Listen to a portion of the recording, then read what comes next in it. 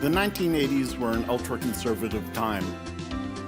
The rise of the right saw Ronald Reagan as president in the US, Brian Mulroney Prime Minister of Canada, and Margaret Thatcher as England's PM. The US and Russia were engaged in a Cold War, and the Iran-Contra affair claimed headlines.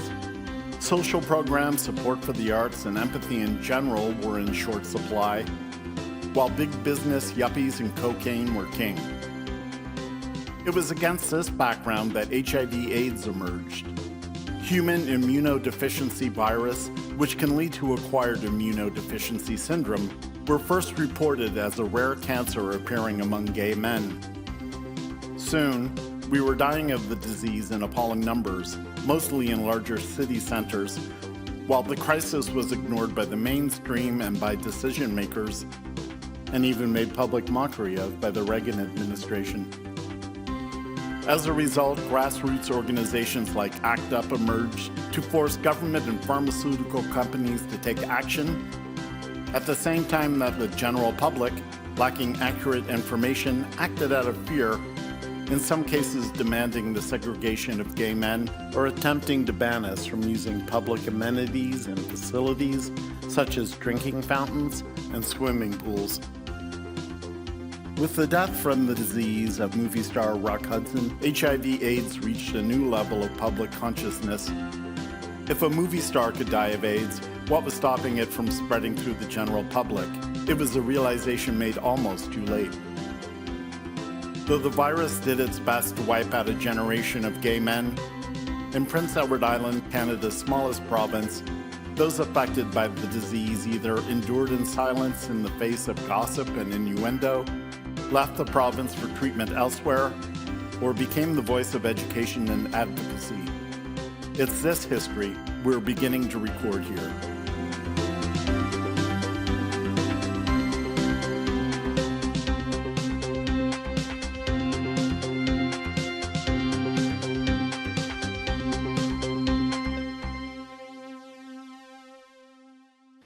Hi, Stuart. Hi, Dave. Thanks for doing this. I wanted to ask you, first of all, you're an Islander, born and bred? Yep.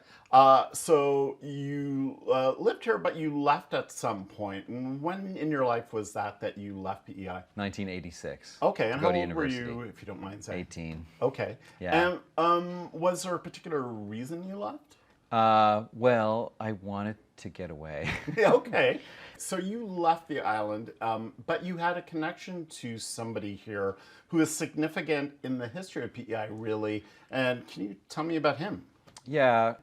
My dad's first cousin was named Alan Hickox. So he was in his 40s, and he was a teacher. And we all knew that Alan was gay. He didn't hide it, which was unusual for that time, because he was described as flamboyant and a flamer, or, those kind of things. Yeah.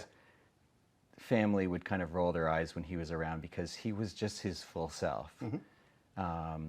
So he never tried to hide his sexuality or anything? No. Okay. I mean, no one said he's gay, but we all knew. And he didn't seem to care as much as other people did.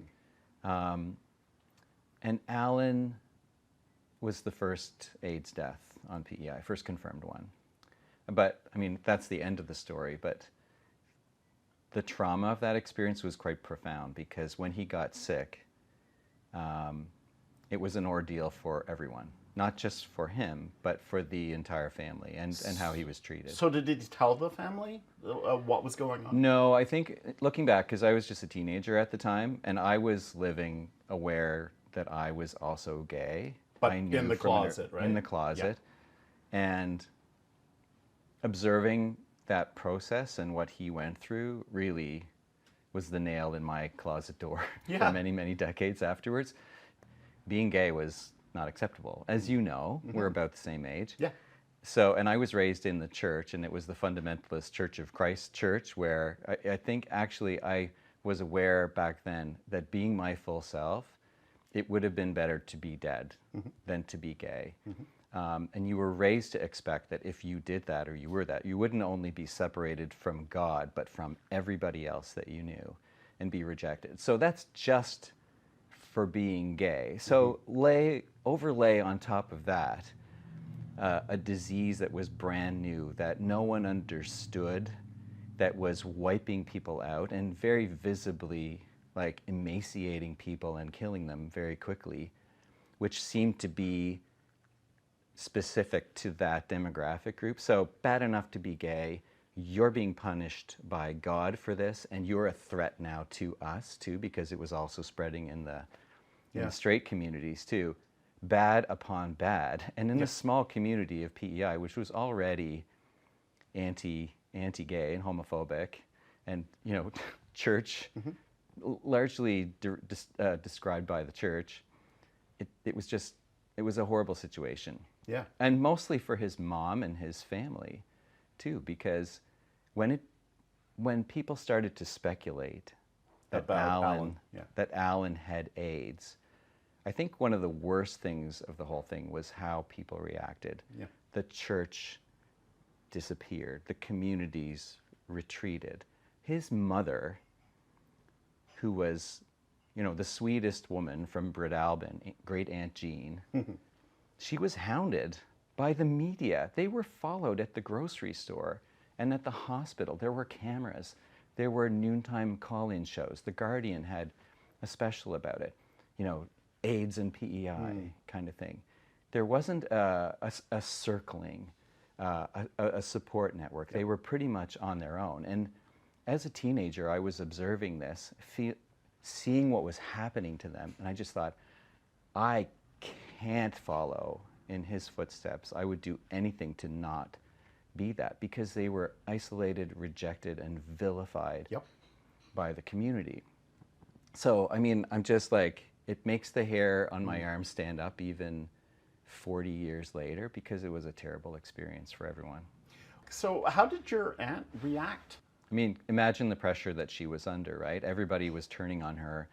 No one would support her. Our own family sort of ran to the corners.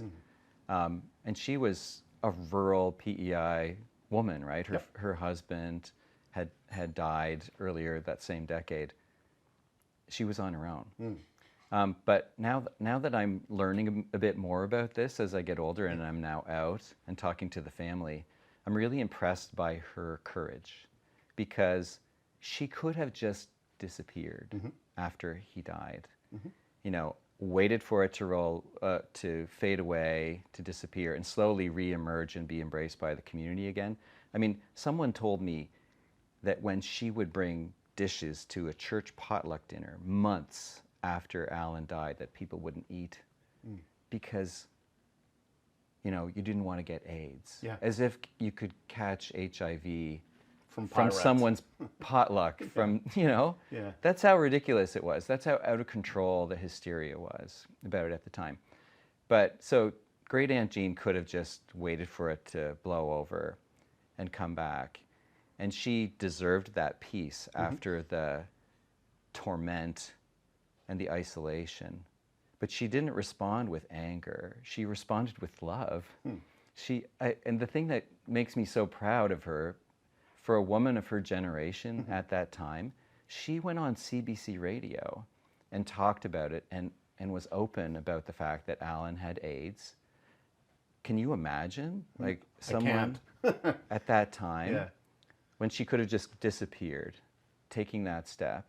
But not only that he had AIDS and that he was gay, but that she loved him.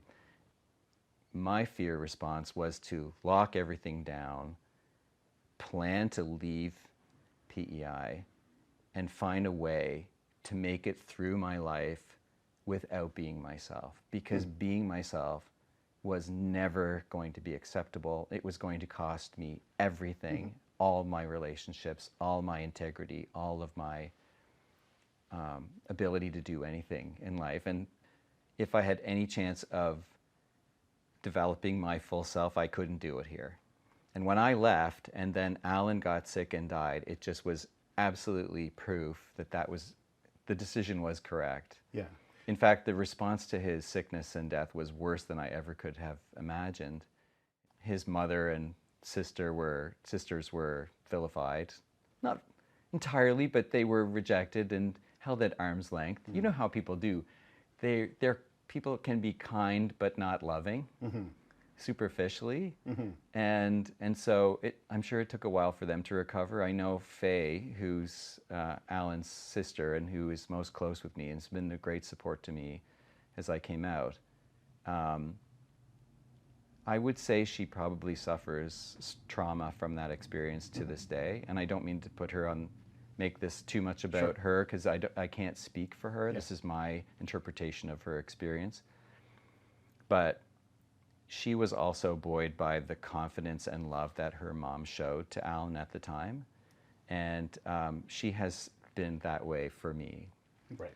That's terrific. Which is wonderful. When I came out, I wasn't sure how anyone would reject me, even at 50 years old. And it's kind of like you're in a war, and I went into the jungle and waited for 40 years and came out of the jungle with all of my weapons thinking I needed to fight. And the war's been over, and there's a party on the beach and things like that too. That's a perfect way to describe it. Yeah. Well, I also tell people too, and this is something that I want to make sure that people watching understand. It was a terrible situation, and the whole community was under threat in ways that we just don't have anymore, that young people just don't get it, what HIV and being gay and the persecution that was just structural in our society that just doesn't exist at the same level anymore. That was so bad. But I don't speak today, and I've been an HIV activist for a few years in a previous job, and I'm proud to do that, but I never claim to be on the cutting edge of that. I am not one of the brave ones. I did not step up. I was the least courageous of any gay man. I waited for everyone else to do the hard work. So I'm just extremely grateful for people like Great Aunt Jean for her courage. I can't even imagine having been in her place. And so adding my voice to this conversation at this point is not at all a reflection of like who I am. I did nothing to help. But I definitely want to help inform the conversation with future generations so that they understand where we've come from.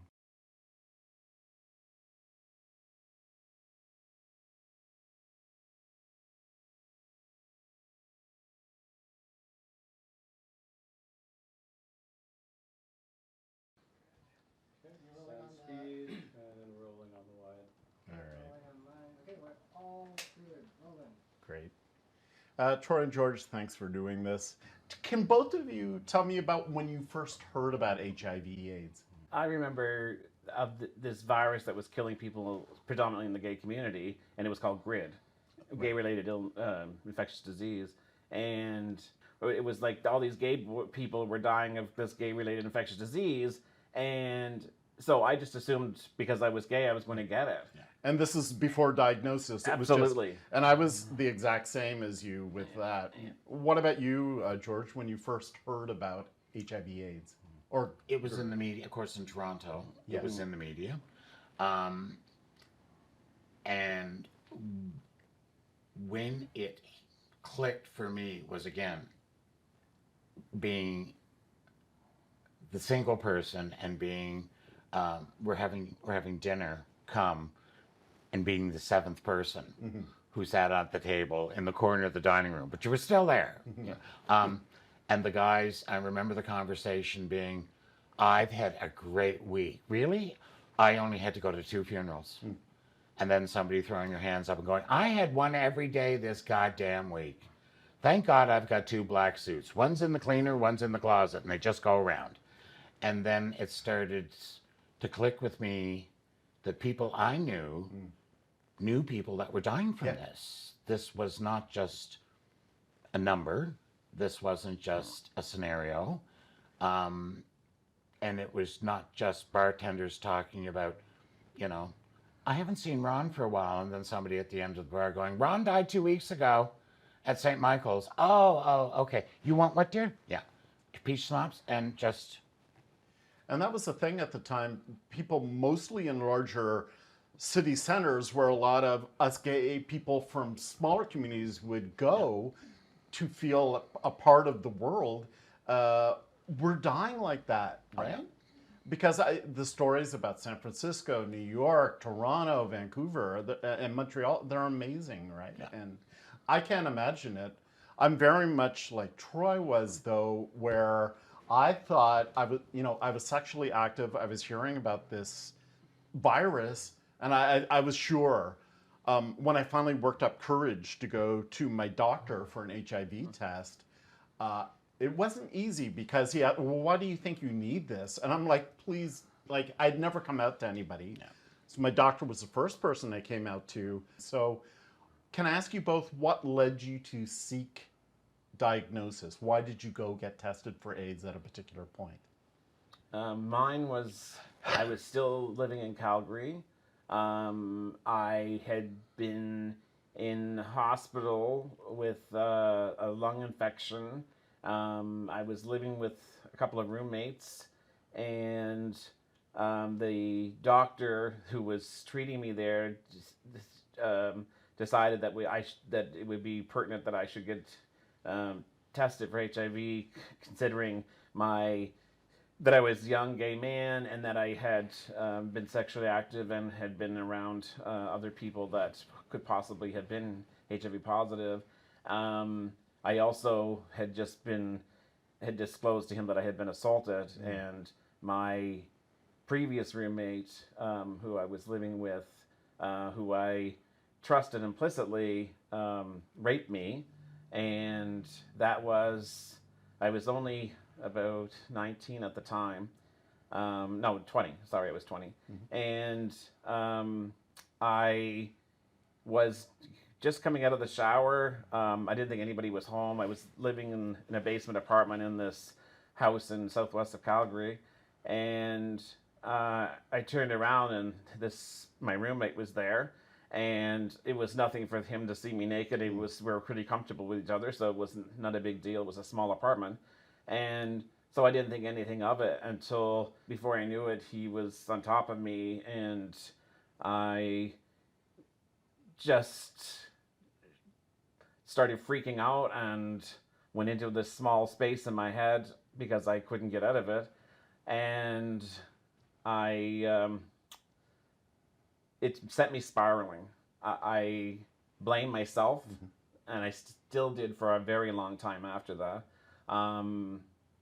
I didn't tell a lot of people. Matter of fact, I hadn't even told my husband until probably last year that this had even happened to me.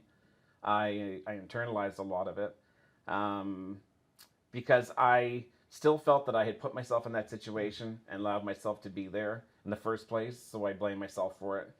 And it's taken a long time to get past that and to realize that it wasn't my fault.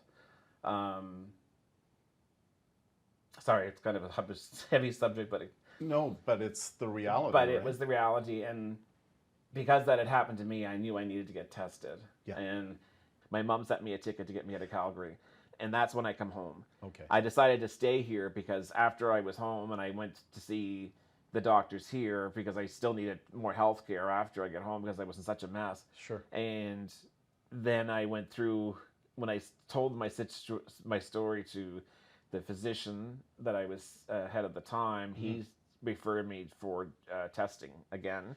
And it took a couple of months because back then, this is early 93, mm-hmm. I was tested positive in March of 93. So January of 93, my test came back indeterminate.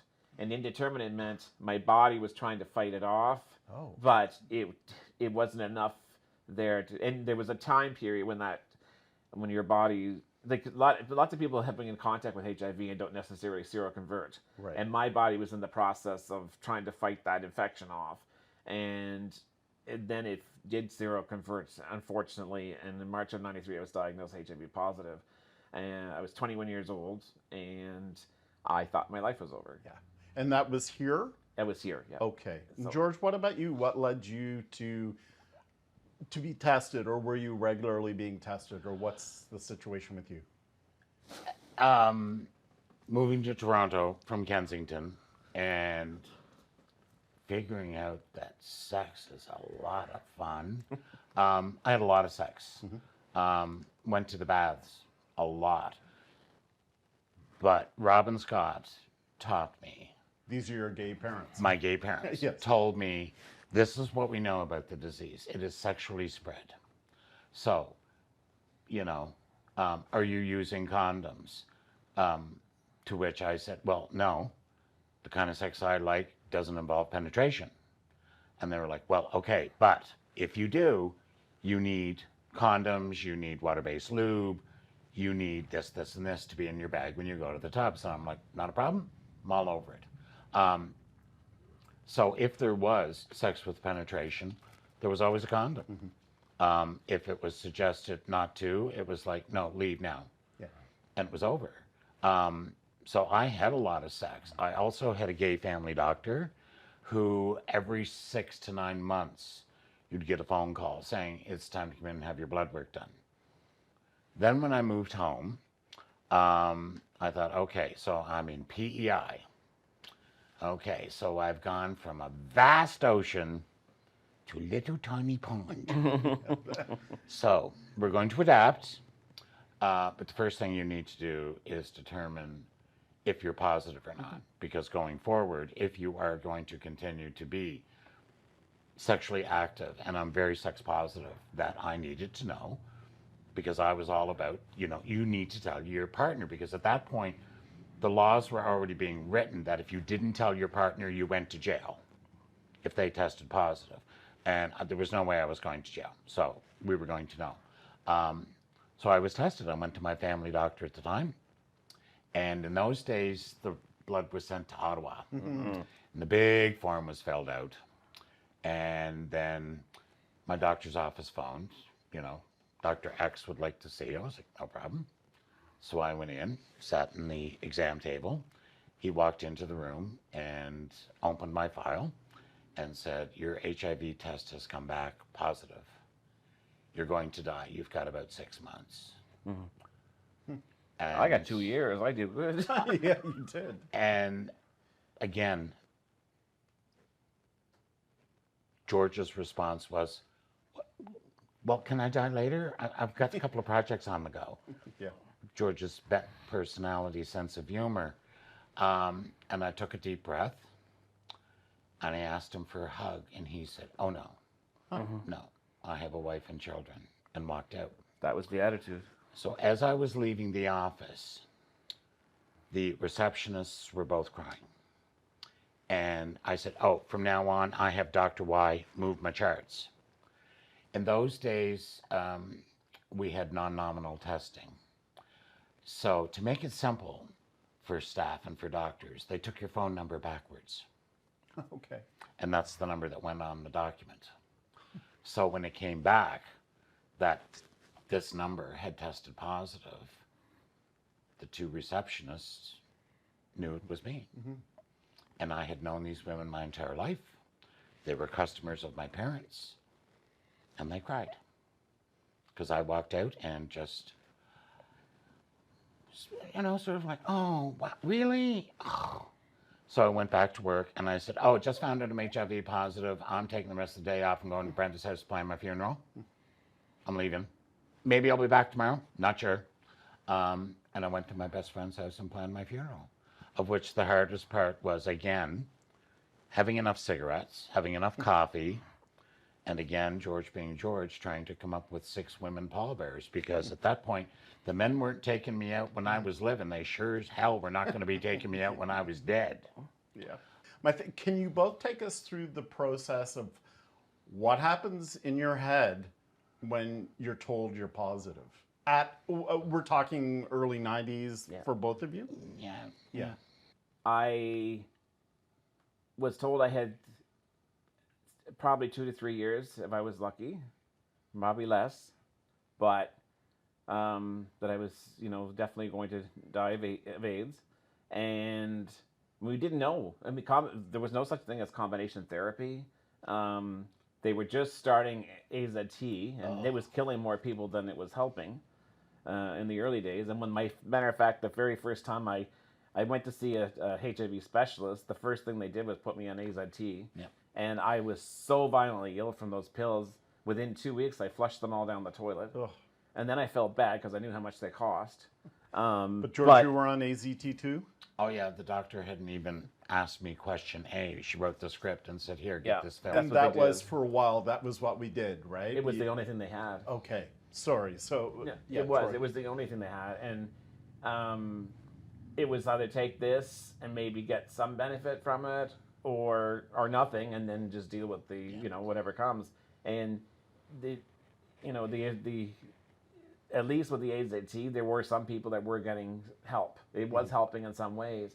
They later found out that AZT was a fantastic drug in combination with other medications, but on its own, it could be very lethal. Yeah. So it really did do a lot of harm in the beginning, but it saved a lot of lives, too. You both had negative experiences with it?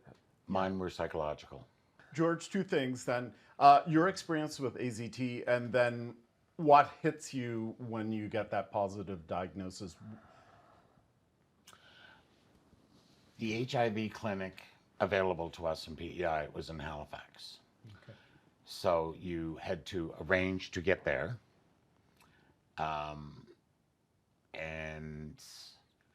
the biggest issue with me, like I say, was before this doctor even confirmed that I was who I was on the chart, she passed me the prescription and then wrote my name on the top of it, which I then mentioned and said, well, don't you want to squeeze something first before you write me? So already, no sense of humor, and I have pissed her off. During my first appointment, she had one of those little pocket recorders. So as she's touching and checking my lymph nodes, looking at my arms and stuff, she's taking notes about her last patient. And I thought, oh, this is not going to work.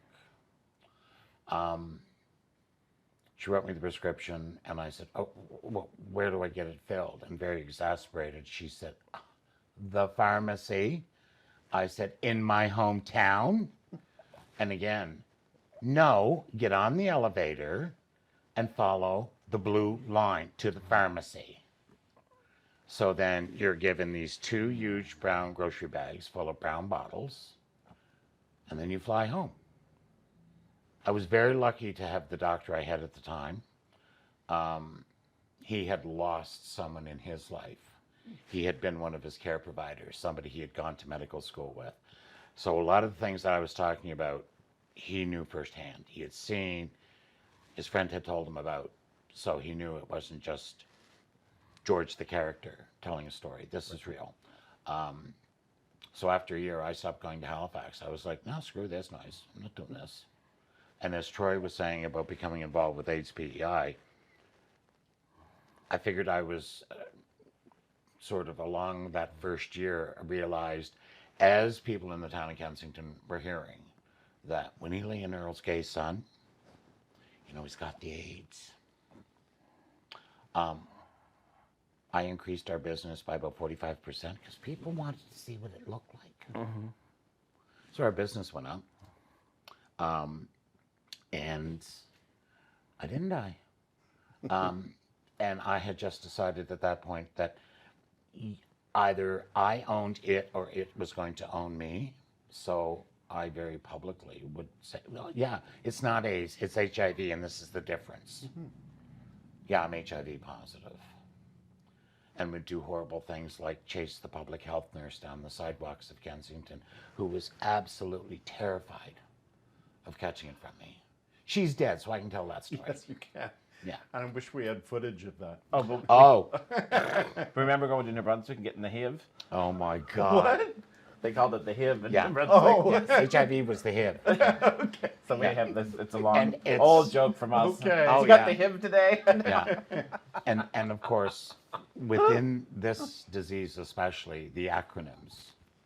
Oh, yeah. And no sooner, did you figure them all out, then the next conference in Ottawa, you were given a new small document with 3 pages that they've all been changed. You went from PWA to PHA to PLW HIV AIDS. And it was like, look, can't we just get 3 people in a room to decide? Let's, all agree. Yeah, but we all couldn't decide either. Yeah, you very quickly learned in that environment. There was camps. Yeah. That, I lost my cap. That's that the camps, and again, I used to say it was all about MTV, Montreal, Toronto, and Vancouver. Mm-hmm. The rest of us weren't even on the map. No. Nobody east of Montreal, had it mattered, Right. gay men were kind of shunned and treated unusually. Can you talk a little bit about that, and then I'll move on to Troy with that? My personal experience is the more education you thought somebody would have, the more scared and terrified and uneducated you were. The people who do the blood drawing, Right, the lab technicians or nurses. my former sister-in-law is one. Yeah. And again, on the form, none of them would draw my blood. And I'm sitting there. And I'm like, oh, for the love of God, has nobody gone to a workshop about this? Give me the needle, I'll do it myself. And then suddenly there was this brushing away of people. And my former next door neighbor came up and she just, everything was there. She compiled everything. And she tied me up, stuck in the collector, and we just shot the shit. How's your mom and dad? What have you been up to? Oh, dad's doing this, mom's doing that, da da da. And fine, everything was done. Got the little Band-Aid, folded the arm up, and she leaned in and she goes, I'm sorry. And I said, they're older than me, they'll die first. And I walked out. Well, I remember when I went for my first test, there was a process, like, I can't remember what it was, and maybe the two of you do better. It must have been that the blood had to be sent to Ottawa that you were talking about, but it took me months to get my results. Oh, yeah. And I was a wreck waiting for those Oh, results. absolutely. Really? But, well, yeah, because I was See, I knew I was negative. I was just doing this to be careful. Well, that is very responsible of you, but then you get the, what does that do to your head? You try to find 6 women pallbearers. I had some friends here who were positive. I mean, George and I met very early on. Yeah. And there was a group of us. There was a support group at AIDS PEI. And the first time we met, and the second time we met, half of them weren't there anymore. They'd all died. Oh, wow. And so there was, that was quite a shocker. Yeah. Do you remember how many people would have been at the first meet, like approximately? I think maybe 8 or 10 of us. I remember the group being as small as 8 to 10. Yeah. And as more of us were learning about the disease and learning about what it was doing to us, I remember it being not certainly support, but not here's the Kleenex and the chocolate support, more like, now, I found a dentist who will treat me and knows I'm HIV positive. Say, when you call, tell the receptionist you've been referred by Bob. Suddenly you had a dentist. Yeah. Somebody needed an eye doctor. Because again, it was all these people who you thought would know, like eye doctors, dentists, Yeah. you know. I think part of it too is on Prince Edward Island, urban centers that was dealt with in different ways, but in PEI it was very much, there was no real gay community for many years because it was very AIDS really set back the gay movement here in many ways because it forced a lot of people to kind of step back a bit and go, oh, I can't be that out because I'm going to be ostracized. Yeah. If you're gay, Yeah. you've got AIDS, Yeah. which means you're just dirty. Yeah. Well, at the time, I mean, the privacy of Yeah. being diagnosed with HIV, when you talk about them writing it on your chart, I mean, and your phone number backwards, I mean, we're a small province. Word spreads here. Share information. Yeah. Oh, Yeah. there's 3 ways to get information across this island: telephone, Yeah, okay, telephone. telefax, and telefag. It's awful. That's new. And to we're me. showing our age when we say telefax. Yeah, no kidding. But that was we Yeah. used to say that all Yeah. the time. It was terrible. Fax the document? You want me Yeah. to do what with it? Because some of the gay community were some of the worst Oh. gossipers. Oh, Absolutely. Some of them are gone now. And it was so wonderful to shut them down.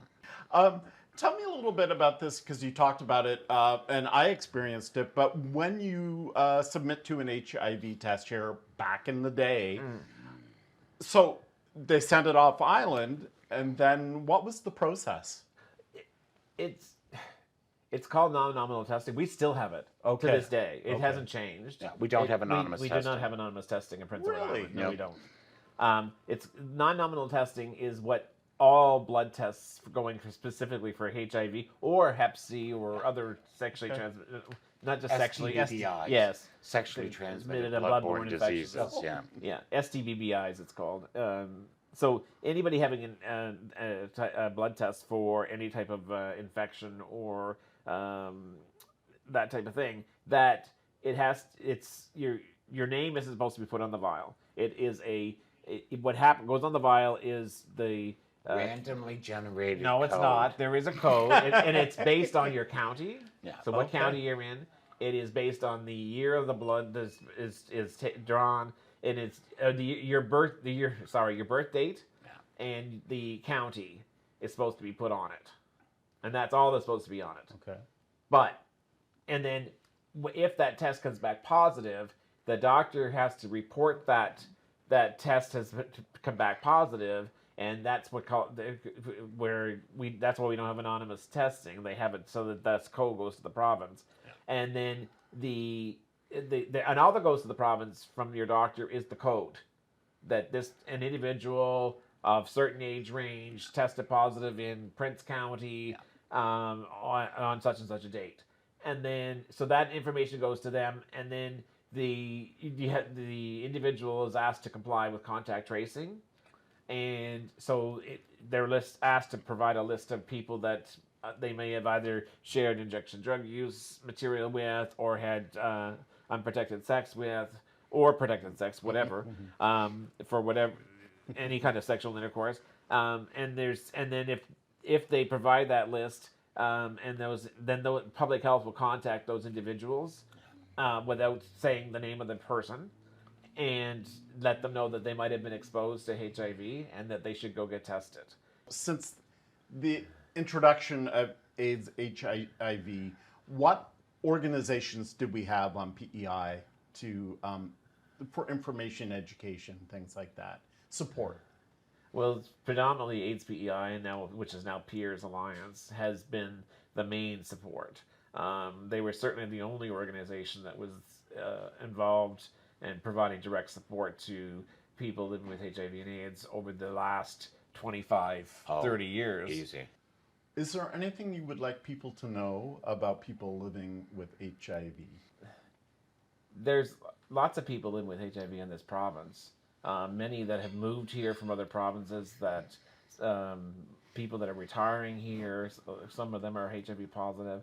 And you can't tell who's positive or not just by simply looking at somebody, or the fact that they're gay or not.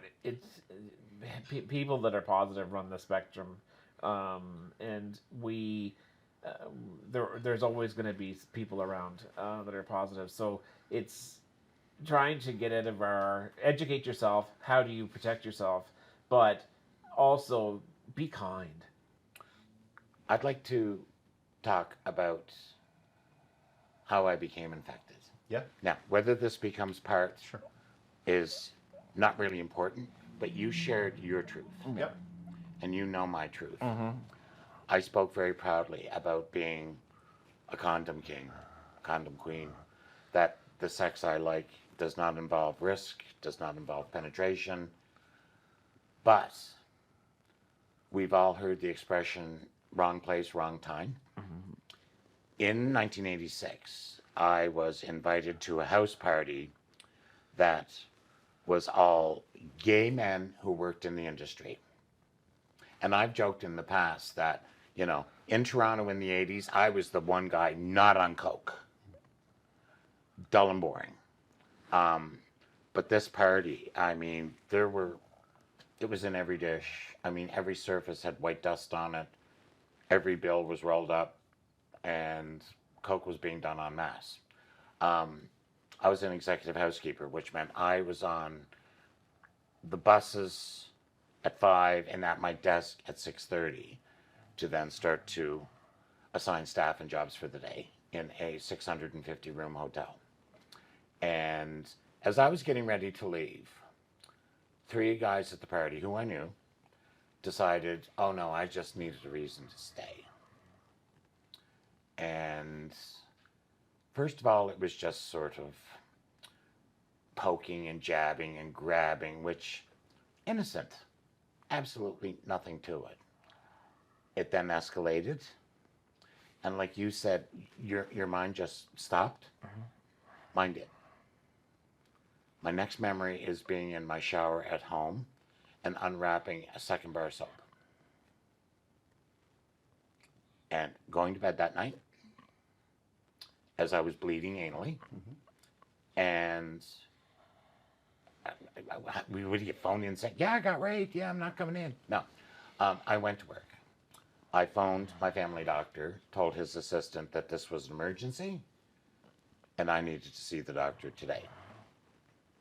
So I went in, last appointment of the day, and I told him what had happened and that I knew these three bastards and I was pressing charges. So rape kit out, let's go.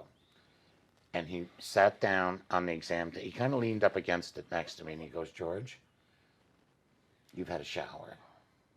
I said, well, yeah. And he goes, if whatever evidence there was is gone. He said, and the other sad reality is, if you think for a second that if you walked down to 52 Division and said you wanted to file charges against these three guys and could name them and where they worked, there's not one person in that building's going to care. Because all gay men want is sex, so how could you be raped? So I've taken something that's fucked up and sort of rearranged it and put a little hair gel in it and had it shaved and waxed and call it mine. Well, thank you both for sharing this. It's not always an easy thing to talk about, but it's important. So thank you both. Thank you for asking. I hope it jars somebody towards a good thing. And if nothing else, at least it's a part of our history of the island that not a lot of people talk about or even realize even happened in many ways. But the history of so many young people leaving this province because they're gay or lesbian or bi or trans or whatever to get out of here so that they can be themselves. There's a long, long history of that. You know, I never thought when I first was diagnosed that I'd ever find somebody that was ever going to love me again. And when this person wouldn't go away, he was very persistent. As a matter of fact, when I figured telling them that he had a friend come to see me because I was supposed to go meet him somewhere, so I didn't. And the first time that after we had met each other initially, and we're supposed to meet up again, and I never showed up, and I was scared. And I said, "Just tell him I have HIV and leave me alone." And it came back and he still wants to meet with you. It doesn't matter. And I was like, so they were so insistent, and then we ended, and it turned 30 years later. He was very persistent, but How far down the road do you plan? oh, long time. What do you mean? I have a big calendar planner that sits on where the keyboard would go. Oh my if I had a God. keyboard. My other half It's- has one. Yeah. It's 1 week. That's as far. Now, when I go home, I'll change the page. But as far as long term, farthest I go is a month. Are you okay with that? Yeah, it's just my normal. And somebody did one of those horrible comedic card tricks where the entire deck flies in the air and then you've lost the card you picked. I still have the same deck. It just got shuffled. Some of the cards are facing up. Some of the reps are under the furniture. This is certainly not the life I'd have picked, but it's mine. It's my mess. It's my beauty, and I own it. Absolutely. Thank you, guys. Thanks. Pleasure. Now that's going to be interesting how they get that down to 8 minutes. There'll be some time with the editing, I'm not going to lie. Yeah. Oh my God.